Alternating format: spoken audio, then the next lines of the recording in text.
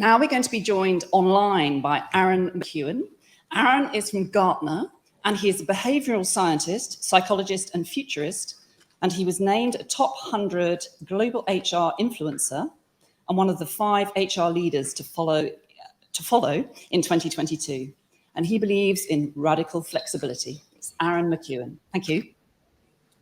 Thank you, and it's wonderful to be here. It's an absolute pleasure to be here with you, albeit virtually. I'm bitterly disappointed that I can't be there in person with you.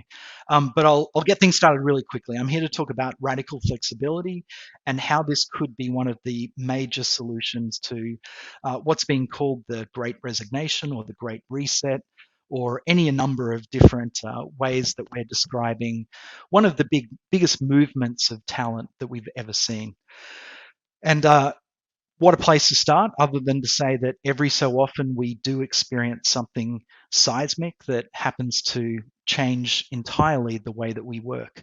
So if you go back to the invention of electricity, that really paved the way for the Industrial Revolution.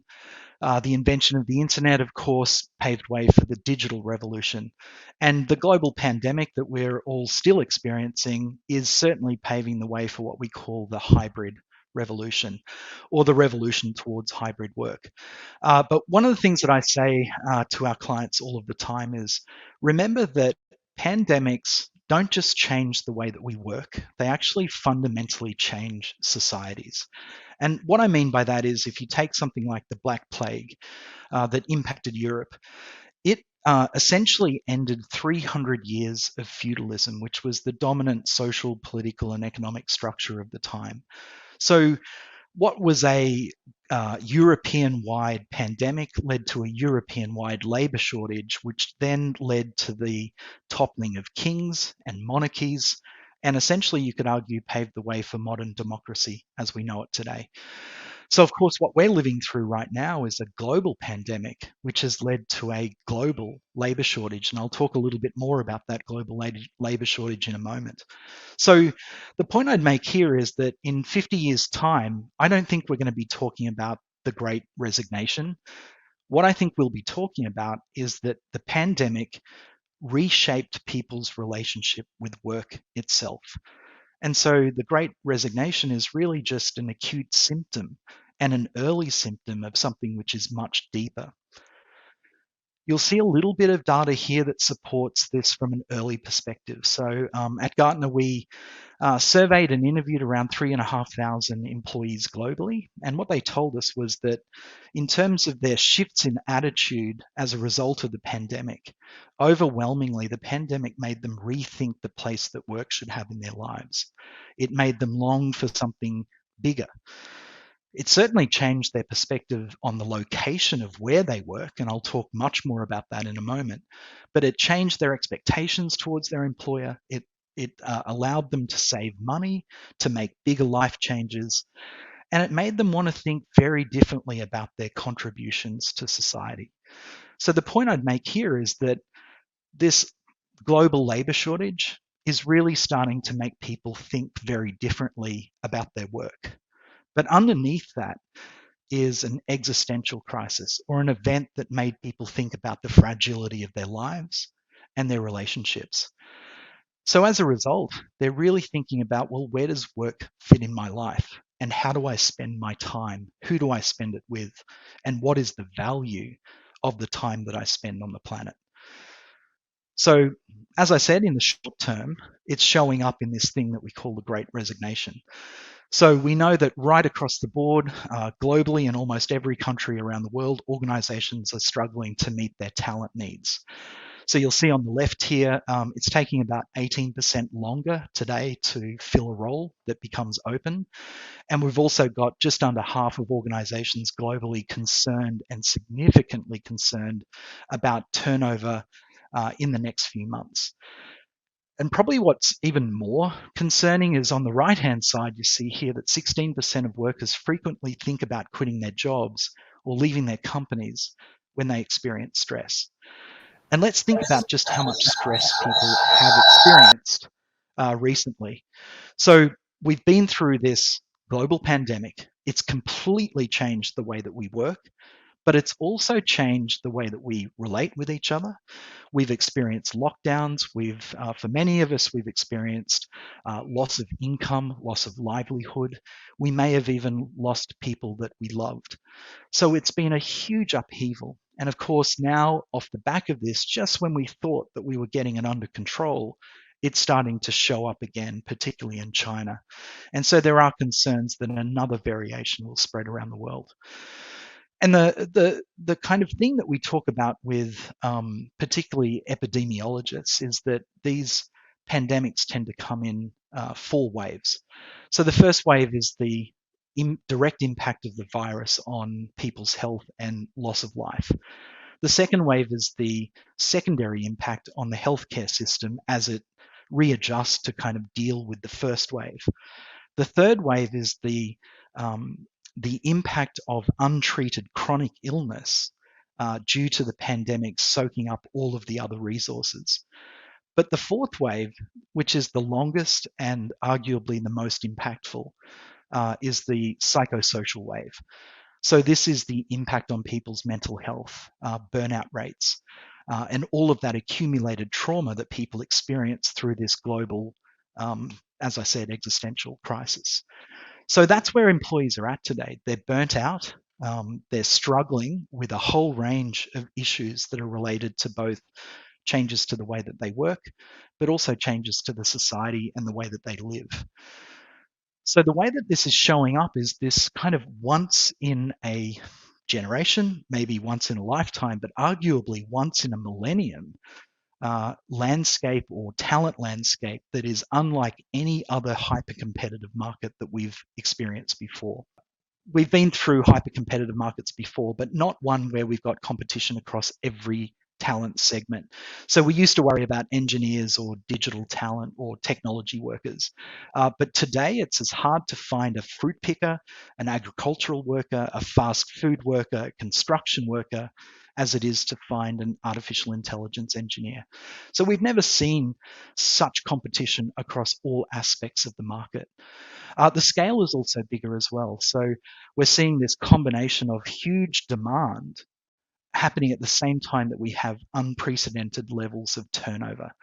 So here in Australia, we just hit 4% unemployment, which is unheard of. It's projected to hit 3.5% by the middle of the year.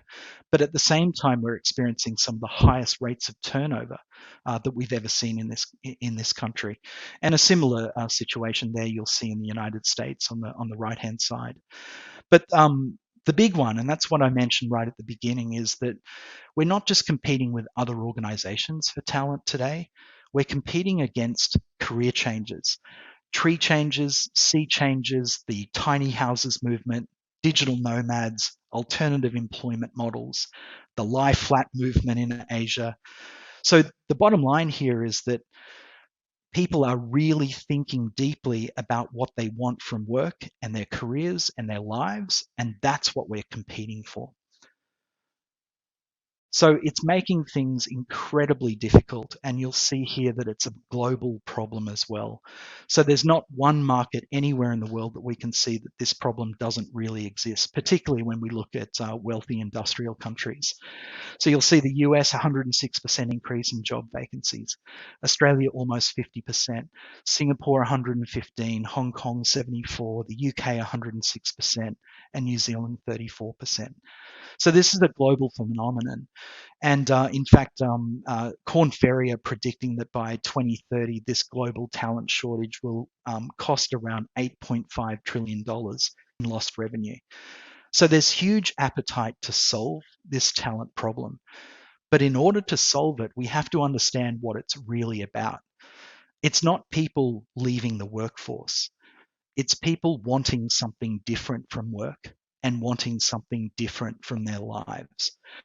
You don't understand that, then you're not going to be able to either attract the talent into your organizations or attract the best talent to your city or country. So what's really going on is kind of 3 things. Flexibility has become a must-have. So in the world of HR, we refer to this as a hygiene factor. So you can't really attract people to your organization by offering just flexibility, because they think it's basically as important as getting paid for the work. It's just something that they expect. And about half of employees would quit their job if they aren't given more flexibility. The other thing is, and I think this is absolutely fundamental to the whole problem, which is employees today want to be seen as people, not workers. So they want to be seen as rich, complex, and people with full lives. And not just full lives, but connected lives with others, both in terms of the interests that they have and the people that they care about. And the third thing is that they want to grow beyond their role. And it's this is not just about having skills that make them more employable. It's also about learning things that help them be better parents, better partners, better citizens, and simply people that have rich lives full of interests and things that they want to focus their attention on. So those big shifts, what that really points to is that employees today don't just want more money. What they want is radical flexibility, which is autonomy over where they work, when they work, how much they work, what they work on, and who they work with. And if we look underneath this, this is something that all employees want. So it's not just knowledge workers or digital nomads. It's actually white collar workers and blue collar workers. It's knowledge workers and people who do manual labor. It's high paid executives, and it's also people who work at your local supermarket or McDonald's. So when we break it down, what we find really interesting is that people want more autonomy over where they work, when they work, how much they work, what they work on, and who they work with. And the interesting thing is that they want more than what their current employer is offering them. And you see this really clearly in the stats here. Now, of course, we hear from our clients all the time a bit of pushback around this. Well, it's like, we're not here to be just bending to the whim of what our employees want. We're here to make money, and we're here to have a successful business. Well, here's the thing. If you offer people radical flexibility, it actually fuels their performance. So what you see on this page is that if you think about the percentage of high-performing employees that you might have in your organization, if you're just offering standard flexibility, which might be some remote work, it might be a kind of a hybridish model, about 45% of your worker population are going to be high performers. By the way, that's significantly higher than the 10% that we would see typically in an office-centric environment. But if you offer radical flexibility, so if you go beyond location and look at time, place, what people work on, who they work with, and particularly when they work, you start to see these really significant gains. So 63%, so that's significantly more than half of your working population are high performers. So where do we think all of this is heading? Well, we know that hybrid work is definitely going to be the most common model out there. So there are a few rusted on, I think, employers or organizations that will focus on an office-centric model. Our advice to those companies is you better make that office the absolute best location you could possibly make it if you want to attract talent. But some organizations will be committed to that. There's a slightly higher percentage, around 25%, that will predominate off-site experience. So this is really going completely virtual. But then the bulk, around 55%. But as you'll see here, we're projecting that about 5% of companies will start to experiment with what we call a borderless workforce. So this is where people can really work from anywhere and work whenever. It's going to start off small, but my belief is that this is where the real competition for talent is going to take place, and probably why I'm here with you today to talk about digital nomads and the future of what this borderless workforce could actually look like. And the thing I'd say here is that it's this borderless work that's going to differentiate both employers in the market, and it's also going to differentiate the destinations that talent can come to. So in essence, it's going to be a little bit around why would you offer a campus experience with foosball tables and bean bags and all of those kind of 24-hour cafeterias when you could offer something more like this, which is a borderless way of working and the ability to travel, to experience adventure, and to experience visceral experiences. And in many ways, I would liken some companies' attempts to get or convince their employees to return to the office. It's a little bit like being in the early 2000s and saying to your customers that just started experiencing the advantages of online shopping that you're going to shut down the internet and you're going to force everybody to come and shop in those four walls of your stores. So what we know is that the companies that survived and thrived through that digital revolution are the ones that adapted to the online model and certainly changed their on-site shopping experience to be something fantastic and phenomenal. So the same goes.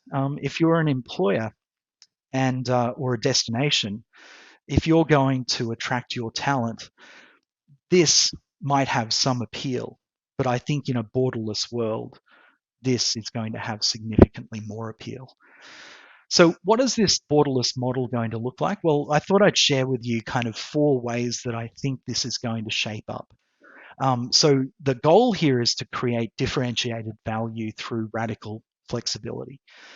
And I think we all know about the digital nomad, but what we're also starting to see is the emergence of the new expat, the emergence of the workationer, and the emergence of the adventurous performer. So what do each of these mean? Well, we're all probably familiar with the digital nomad. They work from a designated digital nomad destination for an extended period, probably 6 to 24 months.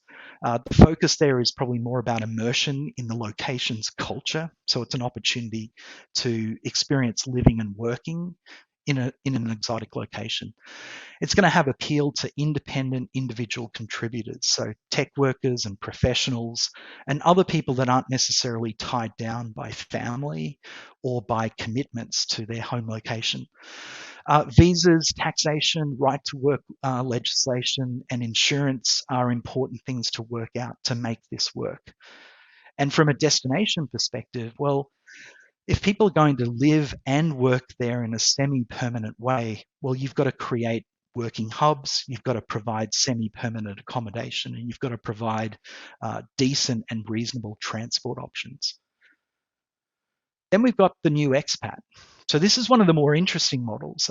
If any of you are familiar with expats, it can be an incredibly expensive option for organizations. So this is typically trying to entice people that might be living in London or New York to come and work for your company that might be based in Southeast Asia or maybe the Middle East.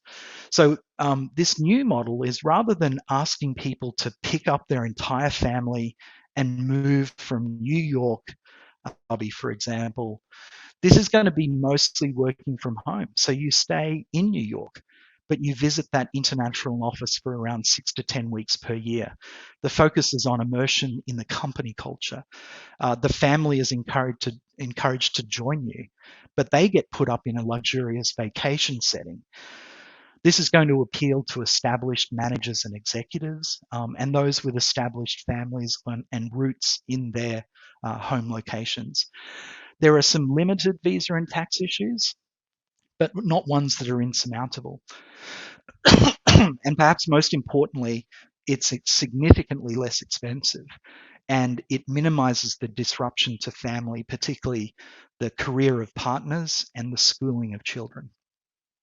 And of course, the destination here is going to require lots of short-term accommodation options and easy to access transport options as well. The next one is the workationer, and this is probably the fastest emerging. So this is becoming more common than any of the other models I shared today. But this is about working for short periods, like 2 to 3 weeks. 2 weeks to around 3 months from a remote location. That could be international, or it could be within the borders of your own country. Tends to combine work and travel. It can be remote, or it can be office-based. It allows disconnection from the office and some of the darker aspects of work from home. So I heard the previous speaker talking about loneliness for remote workers, and this is definitely one of the issues that this could solve.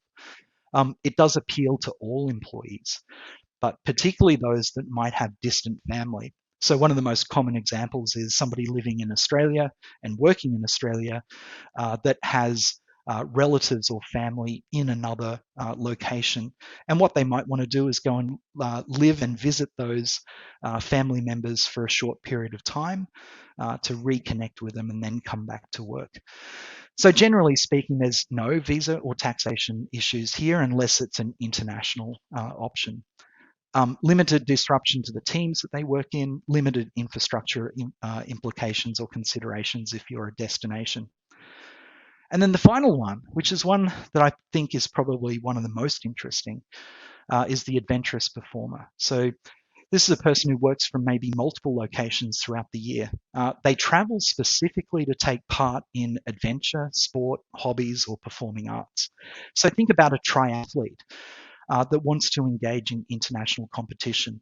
Or maybe it's a person, a musician in a band that wants to tour the country that they're from, or maybe even tour international countries. For them, work is secondary to their personal interests, or it might be a way of funding their sport, for example. So this is going to appeal to amateur or semi-professional athletes, artists, performers, etc. But there's also another emerging group here, which are people who just want to have adventures. So they just want to travel. So in other words, they really want to be a backpacker, moving from location to location to location, but still being employed. So the destination here, there will be some visa and tax implications, and they're going to be very complex if it's an international option, but not complex if it's within the borders of the country. Destination here is going to require a lot of short-term accommodation and easy to access transport as well. So to make any of these models work, what we've got to get to, particularly as an organization, is to start looking at principles, not just policy. So I know we're going to have a conversation on a panel about policy, and I'll leave some of that discussion for that panel later today. But in terms of principles, it's about inviting employees to design working patterns that enable them to be most effective, not just as a worker, but as a person. In place of formal approval, you want employers and managers to co-create those flexible working patterns together. And you want your employees to be seen or evaluated on their contributions, not on their presenteeism. And here, everyone is responsible for building a foundation of mutual trust. And all of the data that we've collected over the last 2 years and even prior to that on remote work says that trust is foundational for it to be effective. The other thing we need to do is we need to equip employees and managers to navigate the tensions. So they need to be able to balance the needs of employees with the needs of the teams that they work in and the needs of the clients and customers that they serve. So I'm going to leave you today, given that we had to start a little bit later, with the kind of vision of one particular company. I can't share who this company is, but they're one of the largest global fast food companies in the world. What they want to do, and by the way, I should say that their target market for employees are 16 to 19-year-olds. And they're finding them desperately competing with almost every other organization in the world for that talent.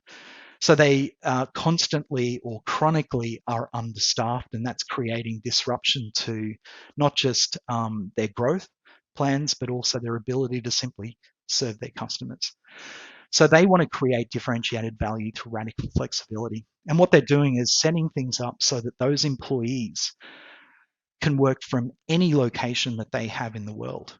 So they literally have a footprint in almost every country, certainly in every continent.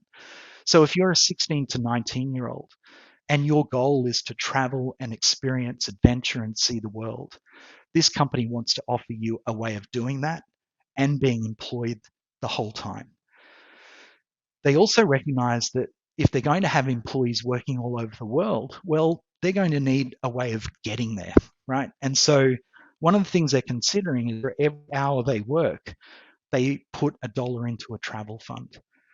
So in essence, the company is sponsoring or funding their ability to fly from location to location. They also recognize that there are going to be language barriers. So what they want to do is sponsor language lessons for those employees. And then finally, they realize that predictable or safe housing is going to be a core issue for a teenager traveling the world for the first time. So they're already connecting with organizations like Airbnb and others to make sure that they can set up and sponsor adequate and safe accommodation for those employees anywhere in the world. So for me, this is kind of the vision. We often think about digital nomads, but it's much, much bigger than that. And so if you're an organization, you have to start thinking this way. If you're a destination, you have to start thinking, how can we create the infrastructure that would allow a vision like this to be realized? So I'll end things there. I know we're on a tight schedule today, so thank you so much for having me. It's been an absolute pleasure. I'm happy to take questions, but understand if we need to move things on for the timetable today.